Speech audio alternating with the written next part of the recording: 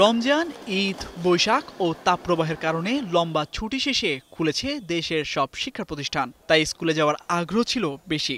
ছুটিতে দেখা হয়নি বন্ধুদের সঙ্গে, তাই তো সকাল হতেই স্কুলের গেইটে শিক্ষার্থীরা। স্কুল বিষয়টাই আলাদা, স্কুলে আসলে আমাদের আনন্দটাই আলাদা হয়ে যায়। স্কুলে আসে আরো মজা লাগছে, বাসায় বোরিং হয়ে গেছিলাম। বাড়িতে ছিলাম, খেলাধুলা হচ্ছিল না, পড়ালেখা হচ্ছিল না, বিদ্যালয়ে এসেছি, অনেক মজা লাগতেছে। স্কুল তো অনেকদিন পর খুলছে, কিন্তু গরমে তো অনেক কষ্টই হয়, তাহলে আমরা খুবই প্রস্তুতি নিয়ে এসেছি। মন্ত্রণালয়ের নির্দেশনা অনুযায়ী 2 শিফটের প্রাথমিক বিদ্যালয়ে সকাল 8টা থেকে 9:30টায় প্রথম শিফট, দ্বিতীয় শিফট 10:30 থেকে 11:30 পর্যন্ত, আর এক শিফটের স্কুল চলে 8টা থেকে 11:30 পর্যন্ত। উপস্থিতি যা আছে সন্তোষজনক বলা চলে, কিন্তু আগে যেরকম ছিল উপস্থিতিটা ওরকম নাই। যেহেতু আজকে প্রথম দিন, সেহেতু হয়তোবা একটু কম আছে।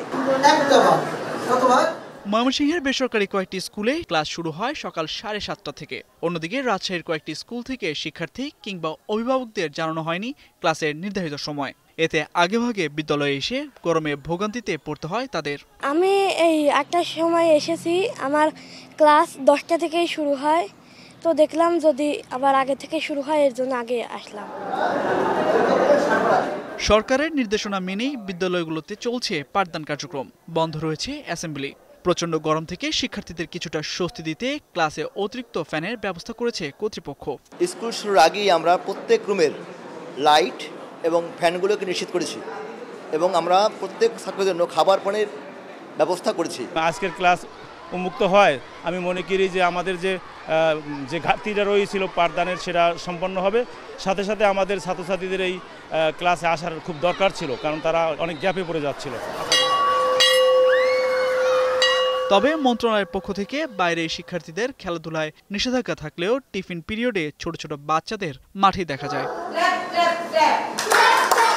এদিকে গরমে শিক্ষার্থীদের স্বাস্থ্য সুরক্ষায় বাড়তি সচেতনতা নিয়েছে অভিভাবকরা। স্কুলের ব্যাগে বই খাতার পাশাপাশি তাদের দেয়া হচ্ছে ঠান্ডা পানির বোতল। প্রাথমিকের ক্লাস সকালবেলার দিকে থাকায় সন্তোষ প্রকাশ করেন অভিভাবকরা। তবে গরমের সময় স্কুল ইউনিফর্মের বিষয়ে কিছুটা ছাড় দেওয়ার দাবি জানান তারা।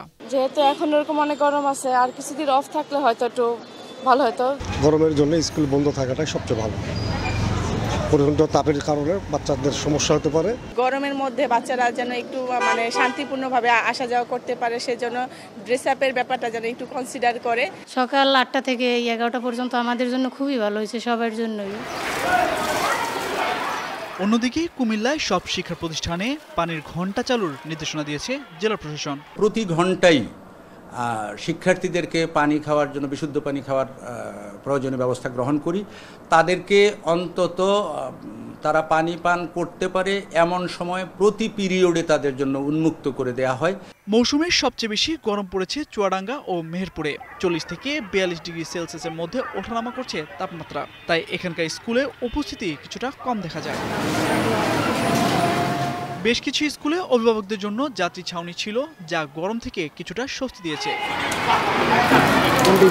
স্কুল ছুটির পর ছোট বাচ্চারা গরম থেকে স্বস্তি পেতে ছুটে যায় পানীয় বা আইসক্রিম খেতে। এতে বাচ্চাদের অসুস্থ হবার শঙ্কা রয়েছে। এদিকে আবহাওয়া অফিস আরও 72 ঘন্টার জন্য হিট অ্যালার্ট জারি করলেও কেবলমাত্র তাপপ্রবাহ চলছে এমন এলাকার জন্য এটি প্রযোজ্য। তামজিদ মির্জা, এখন।